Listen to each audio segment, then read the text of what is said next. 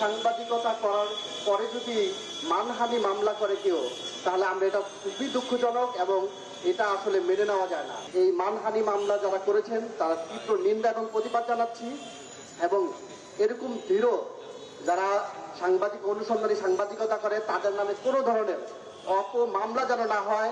এটা যারা আজকে বাংলাদেশ চালাচ্ছে, বিশেষ করে ডক্টর মোহাম্মদ ইউনূসের যে উপদেষ্টা রয়েছে তারা অবশ্যই দেখবেন, কারণ অনুসন্ধানী সাংবাদিকতা যদি না থাকে তাহলে বাংলাদেশকে সুন্দরভাবে গড়া যাবে না।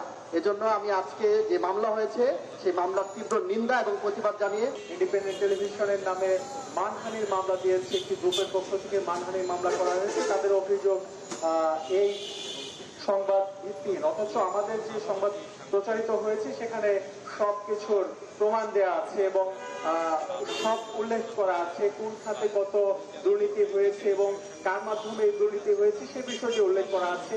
এত কিছুর পরেও কিন্তু দেখছি যে যাতে গণমাধ্যমে দুর্নীতির খবর প্রচার না হয় এর জন্য বিভিন্ন সময় বিভিন্ন গ্রুপ বা বিভিন্ন ব্যক্তি প্রতিষ্ঠান গণমাধ্যমের মুখ চেপে ধরার চেষ্টা করে এবং আইন আদালতকে তারা ব্যবহার করে এবং হয়রানিমূলক মামলা করে থাকে। সেই ধারাবাহিকতায় ইন্ডিপেন্ডেন্ট টেলিভিশনের নামে একে একে 2টি মানহানির মামলা দায়ের করা হয়েছে।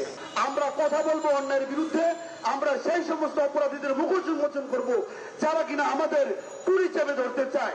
তাদেরকে আজকে লাল কার্ড থেকে বলতে চাই, আমাদের অনুসন্ধান চলবেই। যত বড় অপরাধী হন না কেন, যত বড় ক্ষমতার কাছাকাছি থাকেন না কেন, তাদের মুখোশ আমরা উন্মোচনের যে পথে নেমেছি সেই পথ আমাদের চলবে। অতীতের মতো আমাদের বিরুদ্ধে মামলা দেওয়া হচ্ছে, হামলা করা হচ্ছে, মানহানি মামলা দেওয়া হচ্ছে। এসব মানহানি মামলা গণমাধ্যমের অনুসন্ধানী সাংবাদিকরা ভয় পায় না। যদি ভয় পেত তাহলে তাদের বিরুদ্ধে আমাদের এই কথা বলার সুযোগ থাকতো না। তাহলে তাদেরকে বলতে চাই, দুর্নীতি ছেড়ে দিন, অন্যায়কে প্রশ্রয় না দিয়ে অবৈধ লুটপাট না করে দেশের গণমাধ্যমকে কাজ করার সুযোগ দিন। অন্যথায় আপনাদের বিরুদ্ধে আমাদের যে কর্মসূচি চলছে, অন্যায়ের মুখোশের মতো চলছে, সেটি চলবেই এবং আমাদেরকে কোনোভাবে দাবিয়ে রাখা সম্ভব হবে না।